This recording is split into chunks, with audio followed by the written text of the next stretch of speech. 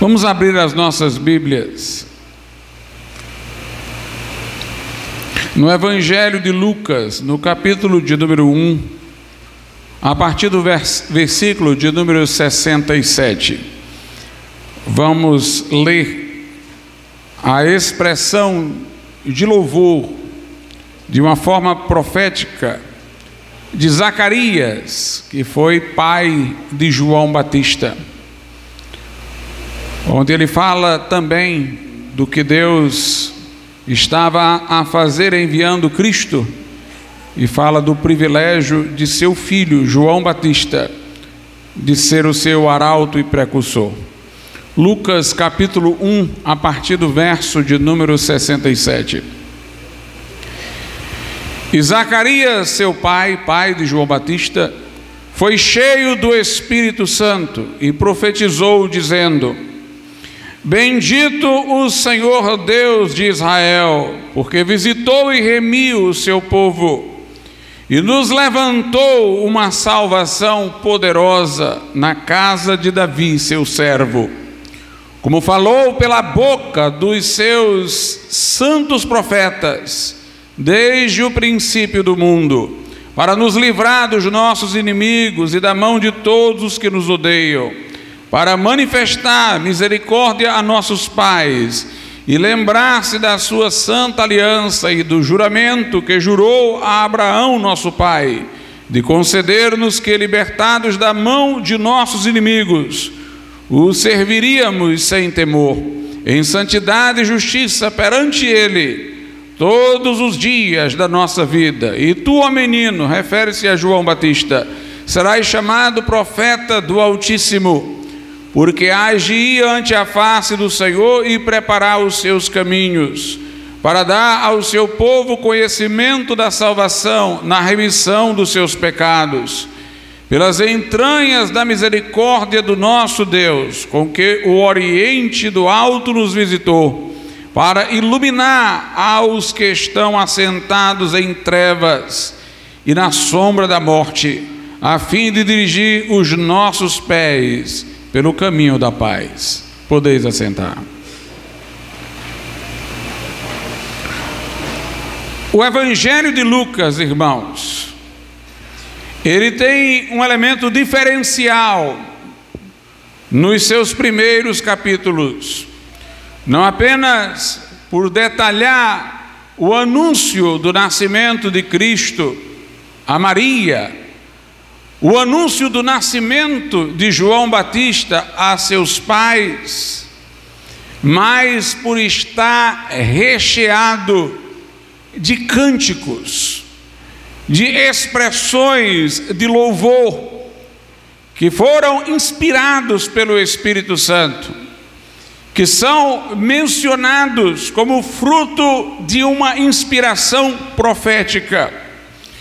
E nós destacamos logo no princípio o cântico de Maria, que está em Lucas 1, a partir do versículo de número 46, e o cântico de Zacarias, pai de João Batista, que está no texto que nós lemos há pouco.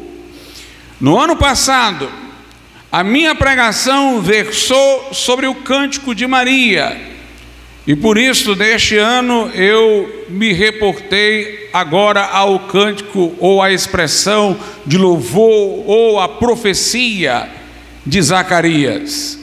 Vamos entender os acontecimentos que antecederam a este momento, a esta expressão profética de louvor em Zacarias. Zacarias era sacerdote e não tinha filhos. Sua esposa era estéril, ele era um homem já idoso.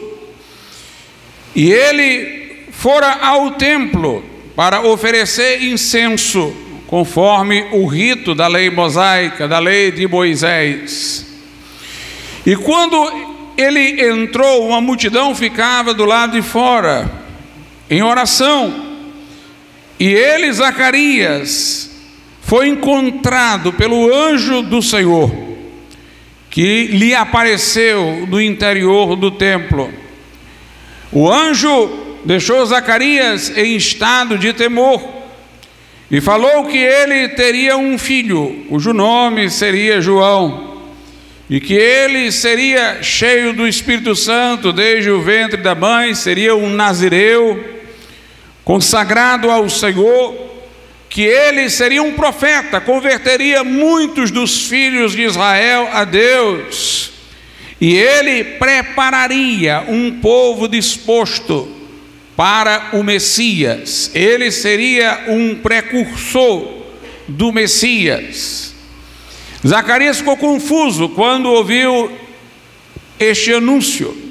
Alegou sua idade, alegou a condição de sua esposa, e por ele hesitar em crer, o anjo disse que ele ficaria mudo.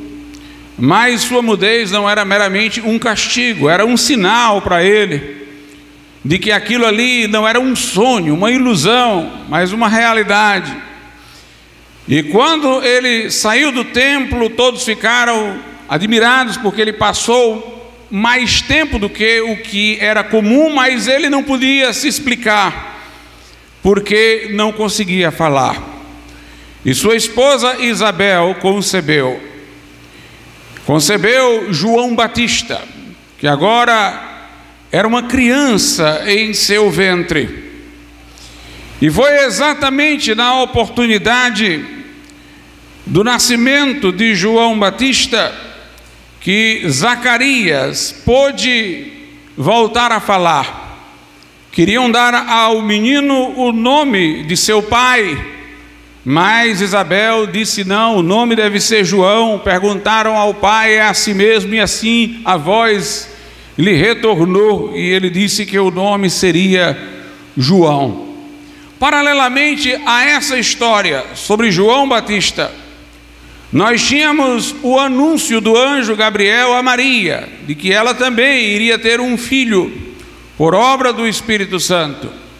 Maria era prima de Isabel, logo João Batista e Jesus, do ponto de vista humano, eram igualmente parentes. E a gravidez de Isabel e a gravidez de Maria foram simultâneas. Obviamente Isabel ficou grávida primeiro, mas quando Maria estava grávida, Isabel ainda estava grávida. Tiveram inclusive um encontro em que João Batista, no ventre da mãe, criança, sentiu a presença de Jesus no ventre de Maria, saltou de alegria. Isabel foi cheia do Espírito Santo também, fez um breve pronunciamento. E portanto, nós temos duas histórias paralelas, a de João Batista e a de Jesus, narradas no início do Evangelho de Lucas, e o encontro de suas respectivas mães. Vamos ver como é que foi o anúncio do nascimento de Jesus Cristo. Isso foi objeto da minha pregação no ano passado, mas vamos retomar aqui. Lucas, capítulo de número 1, a partir do verso 26. E no 6º mês foi o anjo Gabriel enviado por Deus a uma cidade da Galiléia chamada Nazaré, a uma virgem desposada com um homem cujo nome era José, da casa de Davi, e o nome da virgem era Maria. Eu quero parar aqui para fazer alusão a algumas verdades que precisam ser esclarecidas. Note, Maria era desposada com um homem cujo nome era José, da casa de Davi. O Messias, meus irmãos, conforme a promessa anteriormente feita por Deus a Davi, ele viria da linhagem de Davi. Ele seria considerado, pela descendência segundo a carne, da linhagem de Davi. Mas quem era da linhagem de Davi aqui mencionado era José e não Maria. Às vezes se ressalta muito que Maria foi escolhida por Deus, mas Maria foi escolhida por Deus por causa de José também. Para que Jesus fosse da casa de Davi, o esposo de Maria teria que ser da casa de Davi. A genealogia era contada pelo pai. Nós vemos isso, por exemplo, lá no Evangelho de Mateus, capítulo de número 1, no verso 1 diz: livro da geração de Jesus Cristo, filho de Davi, filho de Abraão. Aí começa a dizer: Abraão gerou Isaac, Isaac gerou Jacó, e vai mostrando toda a genealogia de Jesus Cristo. E então no verso 16 diz: e Jacó gerou a José, marido de Maria, da qual nasceu Jesus, que se chama o Cristo. De sorte que todas as gerações, desde Abraão até Davi, são 14 gerações. E desde Davi até a deportação para a Babilônia, 14 gerações. E desde a deportação para a Babilônia até Cristo, 14 gerações. Note, Jesus é considerado filho de Davi por causa de José. Portanto, a escolha de Maria estava vinculada à escolha de José, dependia da escolha de José. É curioso, irmãos, que também as pessoas costumam ressaltar a piedade de Maria, que nós valorizamos, como ela foi submissa. Ela disse: eis aqui a serva do Senhor, cumpra-se em mim conforme a sua vontade. Mas essas mesmas pessoas negligenciam menção à piedade de José. José foi tão decente que quando Maria apareceu grávida, e ele não sabia de quem era, não tinha ciência de que houvera um milagre, ele intentou deixá-la secretamente, para não expô-la como se fosse uma adúltera, o que lhe daria punições. Ele preferiu, sem entender o que estava acontecendo, sem fazer julgamento sobre ela, sair secretamente. E um anjo lhe apareceu em sonho e disse que o que em Maria havia sido gerado não era dela, como também não era de José, era do Espírito Santo. E então José imediatamente recebeu Maria, teve prontidão, portanto, de obedecer a Deus. Diz aqui a Bíblia, em Mateus 1, versículo de número... a partir do versículo 18: ora, o nascimento de Jesus Cristo foi assim, que estando Maria, sua mãe, desposada com José, antes de se ajuntarem, achou-se ter concebido do Espírito Santo. Então José, seu marido, sendo justo e a não queria infamar, intentou deixá-la secretamente. E pensando ele nisto, eis que em sonho lhe apareceu um anjo do Senhor, dizendo: José, note, filho de Davi. Jesus é filho de Davi por causa da relação com José, que era um pai adotivo. Não temas receber Maria, tua mulher, porque o que nela está gerado é do Espírito Santo. José prontamente obedeceu. Verso 24: José, despertando do sono, fez como o anjo do Senhor lhe ordenara e recebeu a sua mulher. Para José parecia tudo muito estranho. Era sua esposa grávida. Ele sabia que não era dele, mas quando Deus disse de que se tratava, com prontidão José a recebeu. É interessante como o anjo o conforta. O anjo diz: o que nela se gerou é do Espírito Santo. Ou seja, ele, o Filho de Deus encarnado, que está no ventre dela, não tomou carne de ti, mas também não tomou dela. Teve seu corpo gerado pelo Espírito Santo de Deus. E nós vemos então, irmãos, que Maria tinha que ser casada com José. José foi escolhido, de certo modo, até primeiro, porque era da linhagem de Davi. Quando nós observamos a história, nós percebemos que lá no Éden, quando Adão pecou, Deus já fez uma promessa, dizendo que da descendência da mulher, e ele estava falando com Eva naquele momento, viria aquele que iria esmagar a cabeça da serpente, que iria desfazer os planos de Satanás, ia desfazer o que a serpente causara no Éden, quando, tentando o homem, este livremente acolheu a conversa da serpente e pecou. A partir daquele momento, o Messias poderia vir de qualquer família da terra, mas Deus escolheu Abraão. E Deus novamente vai falar agora depois do que falar a Adão, mas vai falar com Abraão. Vai prometer a Abraão que de sua descendência viria uma nação, teria direito à terra de Canaã, mas viria também o Messias, o Salvador. Se nós fôssemos atrás de uma escolha privilegiada, a de Adão ainda teria sido mais privilegiada do que a de José e de Maria, porque foi a escolha mais ampla de todas as pessoas do mundo. Deus escolheu a Abraão. Eu digo isso porque a partir da escolha de Abraão, a seguinte escolha era mais limitada, teria que ser da descendência de Abraão quem ele fosse escolher. Note, Davi, que foi escolhido da descendência de Abraão, para dele vir o Messias, foi escolhido dentro de um grupo mais limitado ainda, dos descendentes de Abraão. Mas Abraão foi escolhido dentre todos os filhos da humanidade. E Maria e José foram escolhidos dentro de uma escolha mais limitada ainda. Jesus tinha que vir de uma mulher que fosse casada com alguém da descendência de Davi. Então, se há uma escolha assim que representou um privilégio mais elevado, essa foi a escolha de Abraão. E Deus escolheu Abraão não por seu mérito. Deus escolheu Abraão não por suas obras. Ele era um pecador como todos nós o somos, obviamente não na dimensão dos que estão fora da relação com Deus. Era um homem santo, piedoso, que buscava a Deus, andava nos caminhos do Senhor, mas não era perfeito. O livro do Gênesis conta inclusive algumas de suas falhas, mas ele creu na promessa de Deus.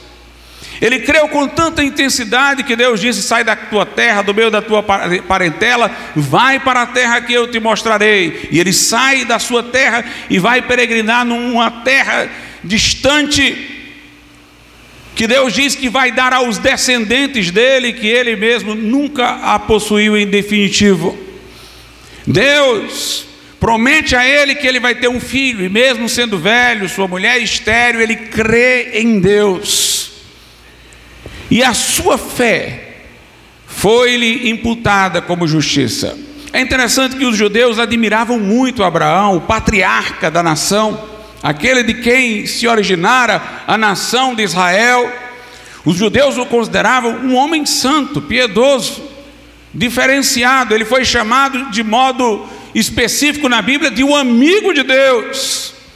Mas a Bíblia diz que Abraão foi salvo por graça e não por obras. Romanos capítulo 4, a partir do verso 1, diz assim: que diremos, pois, ter alcançado Abraão, nosso pai, segundo a carne? Porque se Abraão foi justificado pelas obras, tem de que se gloriar, mas não diante de Deus. Por que ele diz isso? Se Abraão foi justificado pelas obras, tem de que se gloriar, mas não diante de Deus. Porque aos olhos dos judeus, Abraão era justo pelas obras dele. E Deus diz: olha, se Abraão foi justo, não foi aos meus olhos pelas suas obras, foi aos olhos de vocês. Porque os olhos de Deus que prescrutam os corações, enxerga aquelas impurezas, aquelas tendências, aquelas coisas do nosso coração que os homens não veem.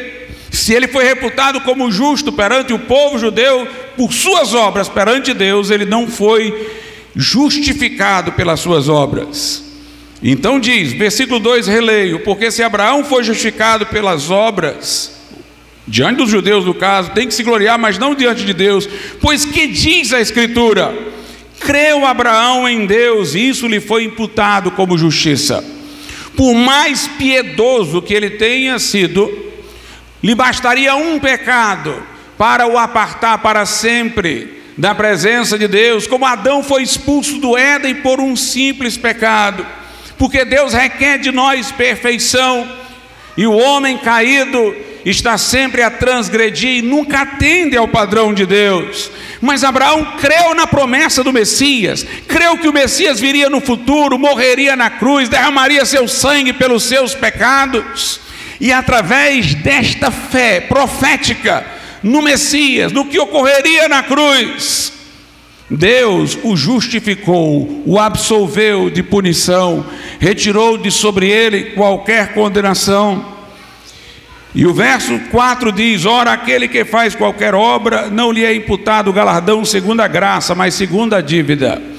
Se alguém merecer um prêmio, isso se lhe atribui ao mérito e à obra. Mas Abraão foi justificado não por obra, e sim por graça.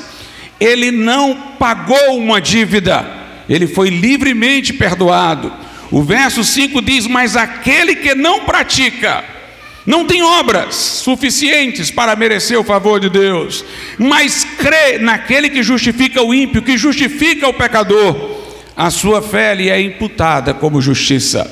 Abraão, portanto, não foi salvo por suas obras. Embora sendo um homem piedoso, obediente a Deus, foi a sua fé na promessa que lhe trouxe perdão para os pecados. Foi a morte de Jesus Cristo futura, na qual ele creu, que lhe absolveu de culpa e o justificou diante de Deus. Abraão tornou-se assim o modelo da fé.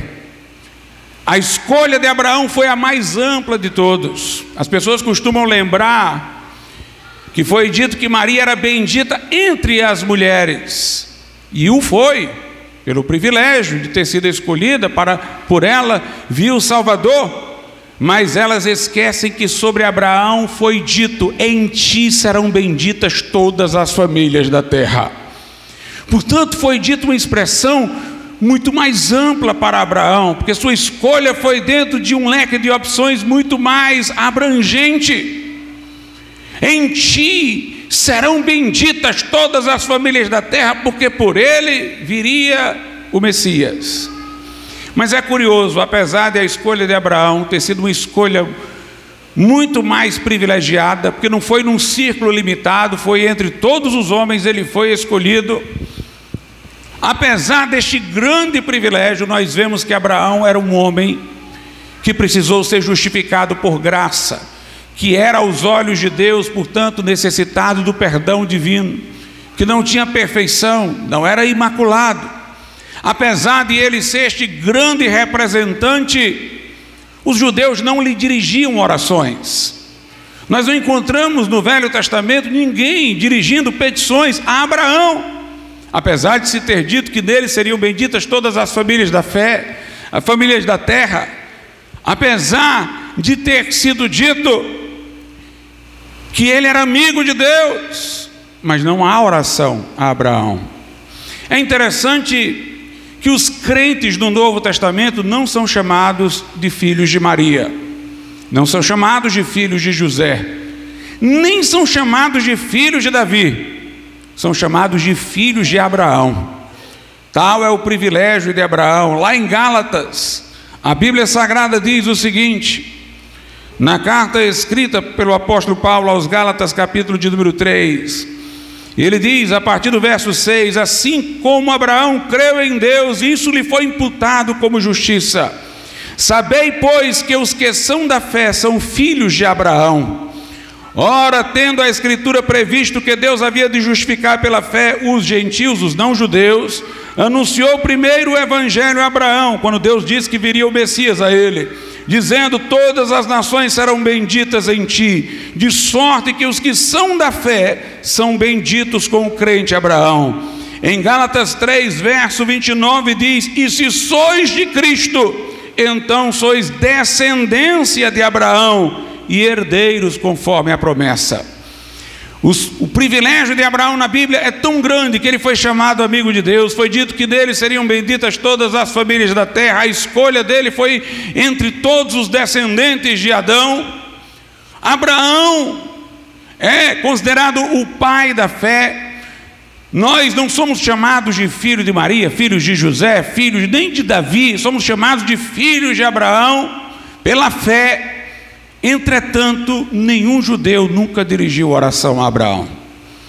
E que eu saiba, nem no cristianismo, nunca se dirigiu oração a Abraão, mesmo naquele segmento da cristandade que invoca santos não se tem uma estátua de Abraão para os altares, ele não é invocado.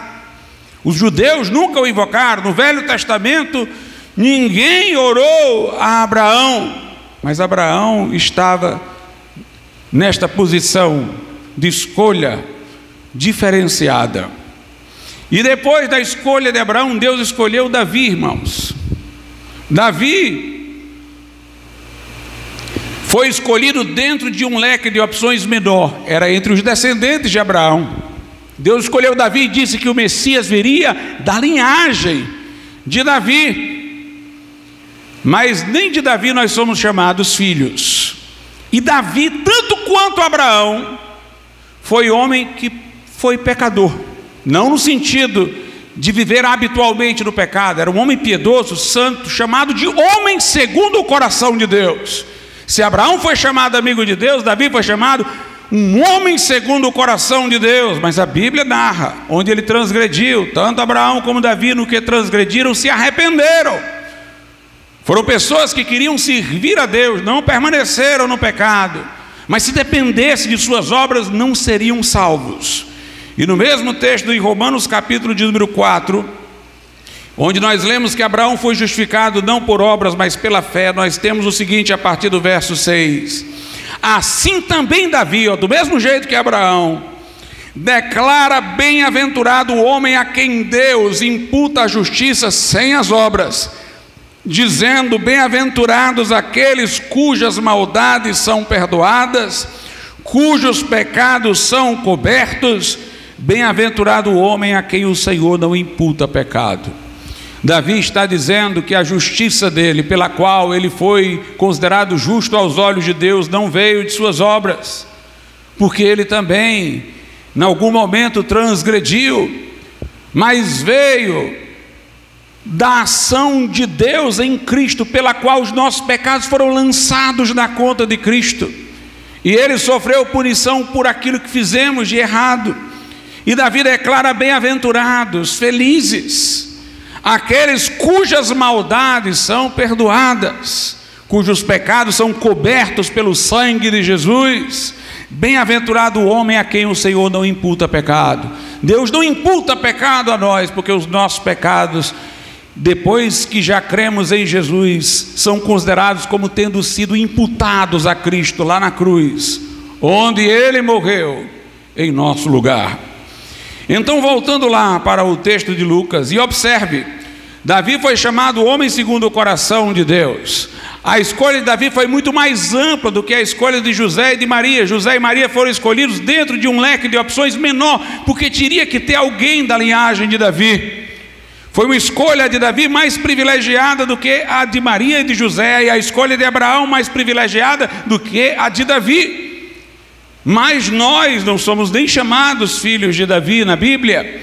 Nenhum judeu nunca dirigiu oração a Davi. Não há parte alguma do Velho Testamento ou do Novo em que haja oração a Davi. E nós continuamos a ler aqui, portanto, em Mateus, aliás, em Lucas, no anúncio do nascimento de Jesus. Lucas capítulo então de número 1, vamos voltar, versículo 26. E no 6º mês foi o anjo Gabriel enviado por Deus a uma cidade da Galileia, chamada Nazaré, a uma virgem desposada com um homem, cujo nome era José, da casa de Davi, e o nome da virgem era Maria. E vindo o anjo até ela, disse: salve, agraciada, o Senhor é contigo, bendita és tu entre as mulheres. E vendo ela, turbou-se muito com a sua palavra, e considerava que saudação seria esta.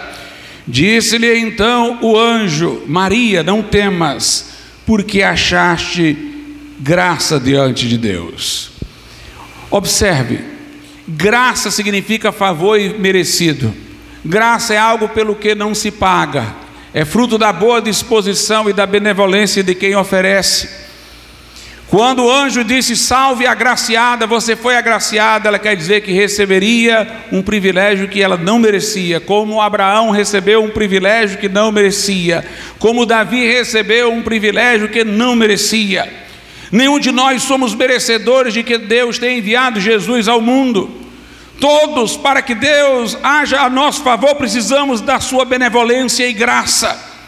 Nenhum de nós merece o favor de Deus. Nenhum de nós pode exigir o favor de Deus por uma perfeição própria.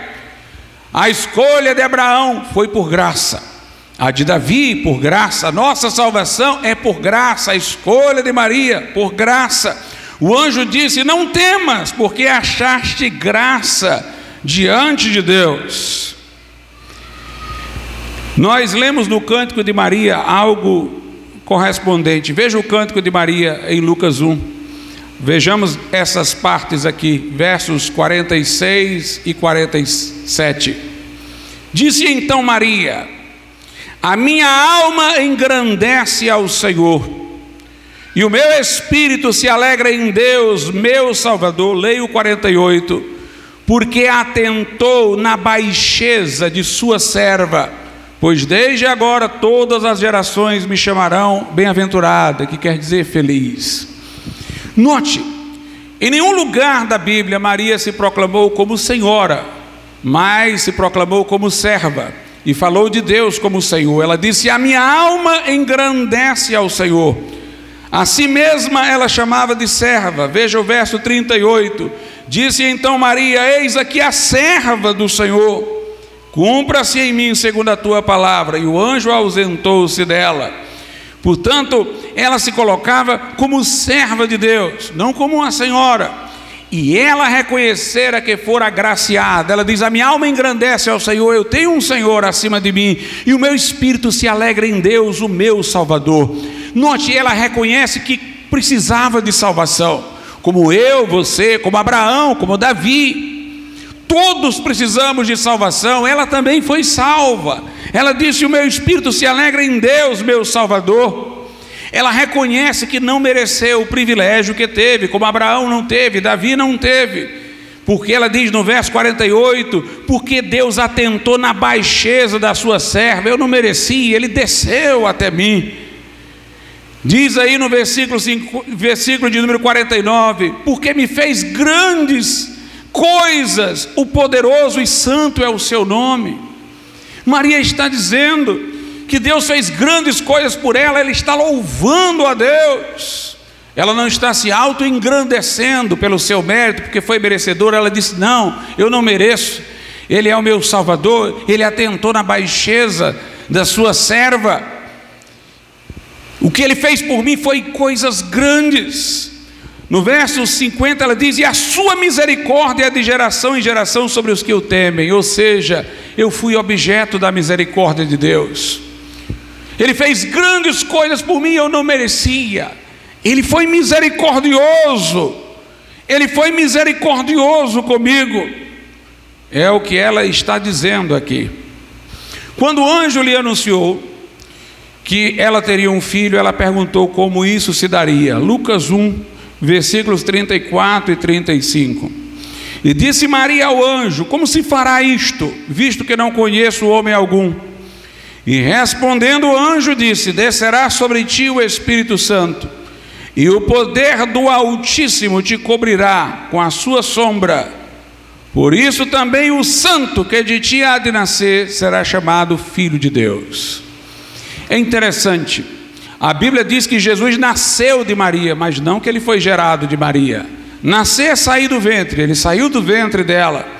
Mas o texto lá de Mateus diz que ele foi gerado do Espírito Santo. Aqui é explicado que o poder do Altíssimo, o Espírito Santo, vai descer sobre ela, e o que vai nascer dela é santo desde a origem. A palavra santo quer dizer separado. Ou seja, esse que vai nascer de ti é o separado. Ele não participou da carne e sangue de José, nem da carne e sangue de Maria.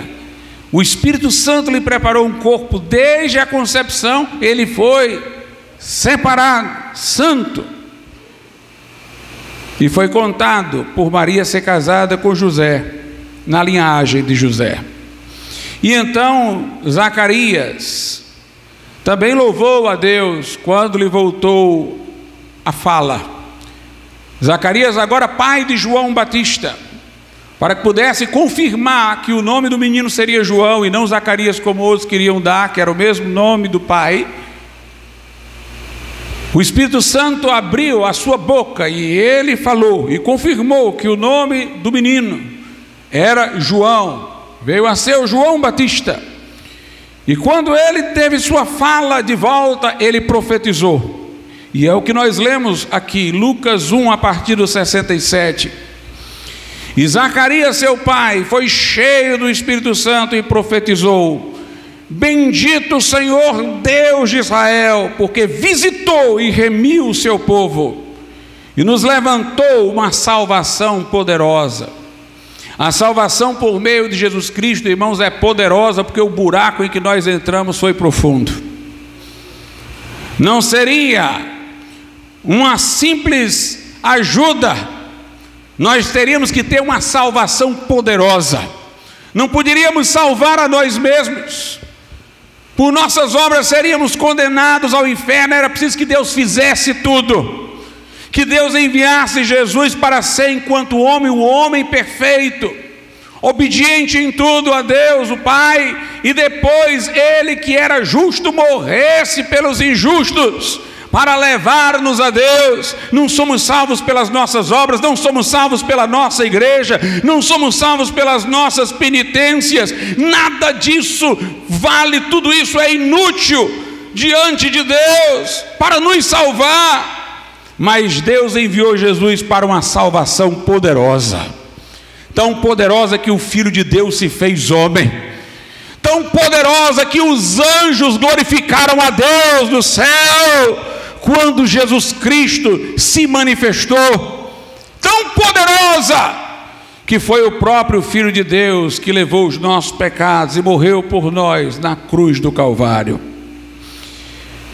Uma salvação poderosa.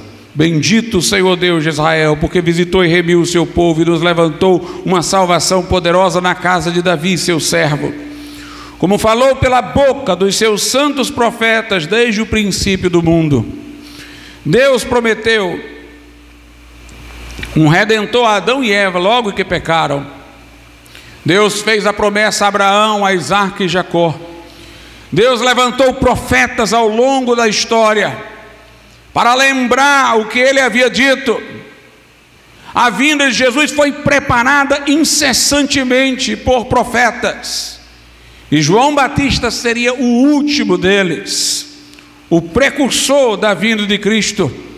E aqui Zacarias exalta a fidelidade de Deus, que ao longo da história falou pela boca dos profetas, dos santos profetas, desde o princípio do mundo. Santos aqui não tem a ideia de santidade de vida, tem a ideia de que eles foram separados para serem profetas, distinguidos do restante do mundo, porque lhes foi dado o ofício de profeta, embora também fossem homens piedosos. No verso 71 diz: para nos livrar dos nossos inimigos e da mão de todos os que nos odeiam. Nós temos aqui, irmãos, nessa profecia de Zacarias, uma coisa que se cumpriu e outra que não se cumpriu. Jesus, se tivesse sido recebido pelo povo judeu, teria morrido pela mão dos romanos para cumprir o desígnio de Deus de que ele morresse pelos pecadores. Mas se os judeus o tivessem recebido, ele teria implantado o seu reino milenar, restauraria a nação, firmaria a nação em sua terra, a libertaria de seus inimigos, e ao mesmo tempo traria a ela as bênçãos espirituais da salvação espiritual. João Batista, quando chamava o povo ao arrependimento, dizendo que era chegado o reino dos céus, ele estava dizendo aos judeus que se arrependessem, porque com Jesus vinha o rei. Se eles tivessem recebido o rei, a nação teria sido restaurada, estabelecida, e seria ela que estaria anunciando para o mundo os benefícios da salvação. Mas a nação de Israel rejeitou a Cristo. Então Jesus virá ainda uma segunda vez à terra, E quando os judeus o virem vir e perceberem nas suas mãos as marcas dos cravos, o reconhecerão e se arrependerão. E Jesus então cumprirá esta parte da profecia a favor de Israel, que de certa maneira foi postergada pela recusa dos judeus para uma segunda vinda. Mas João Batista a anunciou como se fosse possível naquela hora, porque era teoricamente possível se o povo judeu tivesse recebido, embora Deus em sua onisciência já sabia da recusa e a segunda vinda gloriosa estava prevista. Quando você lê o Velho Testamento, vê que a Bíblia não distingue a vinda de Jesus em duas, fala dele sofrendo, fala dele reinando, como se fosse uma continuidade, exatamente para que o judeu não tivesse a desculpa de dizer: não fomos nós que rejeitamos a Cristo, Deus já planejava somente nos restaurar numa outra vinda de Jesus. Não, ele veio para ser recebido pelos judeus. Se tivesse sido recebido, a nação tinha sido restaurada, por ela as outras nações seriam abençoadas, mas os judeus recusaram, e a libertação do povo judeu de seus inimigos, sua firmação na terra, sua restauração espiritual foi postergada, mas as bênçãos da salvação não. Essas são oferecidas a todo que crê. Por isso que João diz: Jesus veio para o que era seu, o povo judeu. Os seus não o receberam, mas agora todos quanto o receberem, a saber os que creem no seu nome, deu-lhes o poder de serem feitos filhos de Deus. O texto então fala por isso no verso 71, para nos livrar dos nossos inimigos e da mão de todos que nos odeiam, algo específico para os judeus, para manifestar misericórdia a nossos pais e lembrar-se da sua santa aliança e do juramento que jurou a Abraão, nosso pai. Que coisa interessante. Se poderia dizer aqui que Jesus Cristo estava vindo para oferecer misericórdia a todos os homens. Maria dá a entender isso, que de geração em geração ele manifesta a sua misericórdia. Jesus veio para oferecer misericórdia a todos nós, salvação por graça. Mas o texto diz para manifestar misericórdia a nossos pais, aos patriarcas. Sabe por quê? Porque os judeus veneravam Abraão, os seus patriarcas, maximamente Abraão, para que eles aqui pudessem saber que até Abraão precisava de misericórdia, que até os pais da nação, a quem eles muito admiravam, precisavam de misericórdia. A misericórdia que Jesus veio trazer foi não apenas para as pessoas de agora, mas os do Velho Testamento que foram salvos crendo que Jesus Cristo viria, na promessa de que Jesus Cristo viria. Se Jesus não tivesse vindo, eles não poderiam ter sido perdoados no passado. Jesus veio trazer misericórdia a nós e misericórdia aos nossos pais, aos patriarcas da nação, a Abraão, Isaac e Jacó. E o texto diz: para manifestar misericórdia a nossos pais e lembrar-se da sua santa aliança e do juramento que jurou a Abraão, nosso pai. Note, o que Deus faz por nós, Ele faz por sua misericórdia, mas para que tenhamos certeza de que Ele vai agir segundo a sua misericórdia, Ele firma aliança e faz juramento. Deus prometeu, Deus fez uma aliança com Israel de que mandaria o Messias. Deus jurou a Abraão que enviaria o Salvador. Portanto, nós cremos na misericórdia e na fidelidade de Deus. Ele se revela na Bíblia o Deus misericordioso que perdoa os nossos pecados em Cristo, mas o Deus também que estabeleceu isso numa aliança, o Deus que estabeleceu isso num juramento, para que nós pudéssemos confiar seguramente no que Deus está dizendo, de que por meio de Cristo nós seremos salvos. Lá no versículo de número 76, diz assim Zacarias ao seu filho João Batista: e tu, ó menino, serás chamado profeta do Altíssimo, porque hás de ir adiante à face do Senhor, a preparar os seus caminhos. Naquela época, quando uma autoridade chegava numa cidade, digamos um rei, via um homem à frente, era chamado de arauto. Ele vinha gritando para que o povo se preparasse, se pusesse em posição de respeito. Vinha dizendo: olha, o rei está vindo, o rei está chegando. João Batista era o arauto de Cristo. Ele ia na frente, adiante da face do Senhor, ia na frente dizendo: ele está vindo, ele está chegando, se arrependam. Essa foi a missão de João Batista. E no verso 77, nos versos 77 e 78, diz assim: para dar ao seu povo conhecimento da salvação, da remissão dos seus pecados, pelas entranhas da misericórdia do nosso Deus, com que o Oriente do Alto nos visitou. E o verso 79 diz: para iluminar os que estão assentados em trevas e na sombra da morte, a fim de dirigir os nossos pés pelo caminho da paz. Note, ele veio para que nós tivéssemos conhecimento da salvação, que consiste na remissão de pecados. A nossa salvação não é o que nós fizemos, é o que Deus fez. A nossa salvação não é um sacramento porque nós passamos, seja batismo, absolvição num confessionário. Nossa salvação é a remissão de pecados pelo sangue de Jesus. Ele veio para que nós tivéssemos conhecimento da salvação, um conhecimento pessoal. Eu sei que os meus pecados foram perdoados por Cristo, eu confio no que Ele fez na cruz. E o verso 78 diz que Ele nos perdoa pelas entranhas da misericórdia. Deus nos perdoa pelas entranhas da misericórdia de Deus. Que coisa gloriosa, irmãos. Deus é Espírito, Deus não tem corpo, Deus não tem intestino, Deus não tem entranhas. Mas a Bíblia se socorre de uma força de expressão física para nos impactar com o grau da misericórdia de Deus. As entranhas estavam associadas no passado à compaixão, o homem compassível, o homem que tem entranháveis afetos. Nós não fomos salvos por uma misericórdia que nos perdoou só 1% do que faltava para a gente ir para o céu. Deus nos perdoou, irmãos, uma vida inútil por inteiro. Foram entranhas de misericórdia para Ele enviar Jesus. Nós éramos os pecadores, Ele morreu por nós, sendo nós ainda pecadores. Ele morreu a seu tempo pelos ímpios, o justo pelos injustos, para levar-nos a Deus. Ele veio iluminar um povo que estava em trevas. Sem Jesus nós estávamos em trevas, nós estávamos na escuridão, nós não poderíamos nos salvar, não tinha céu para nós, só tinha inferno.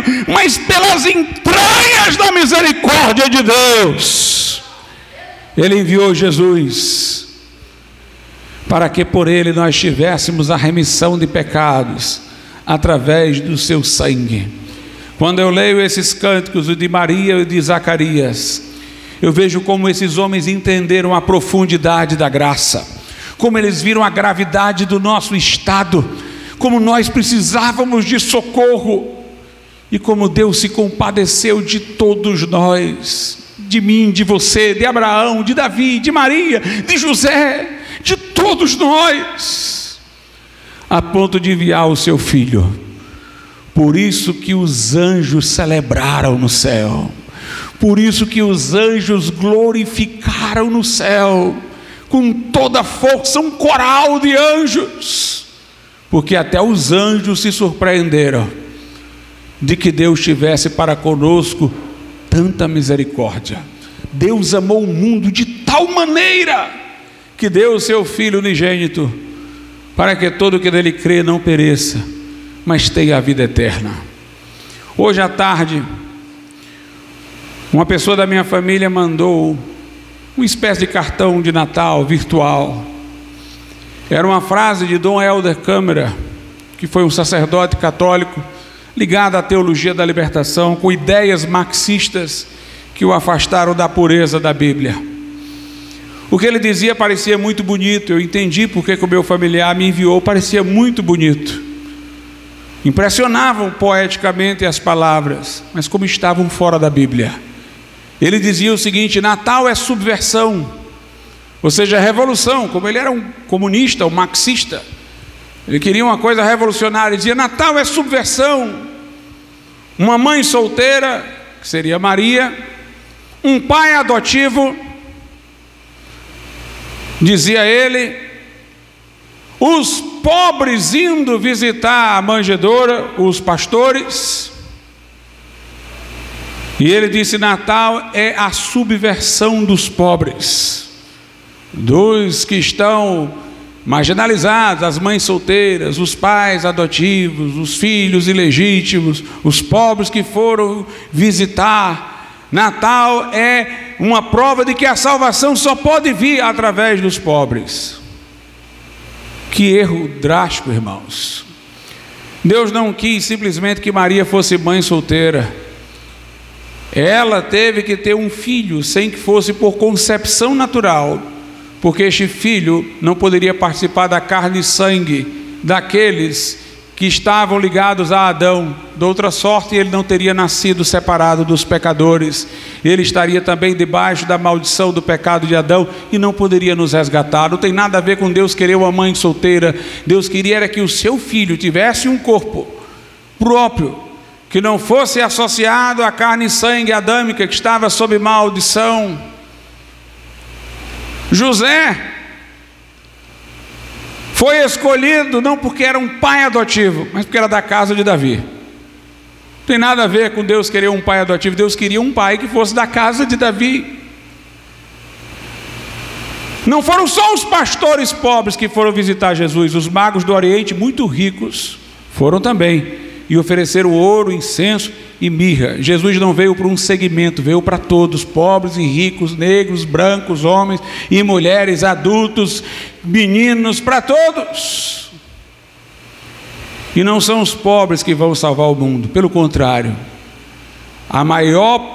O maior sentido do Natal é esse: se Jesus desceu, é porque os homens não podem se salvar. Se ele veio, é porque nós não poderíamos nos salvar. Se os pobres podem salvar o mundo, se a classe proletária pode salvar o mundo, se os ideólogos podem salvar o mundo, Jesus não precisaria ter vindo. Mas ele veio buscar e salvar o que se havia perdido.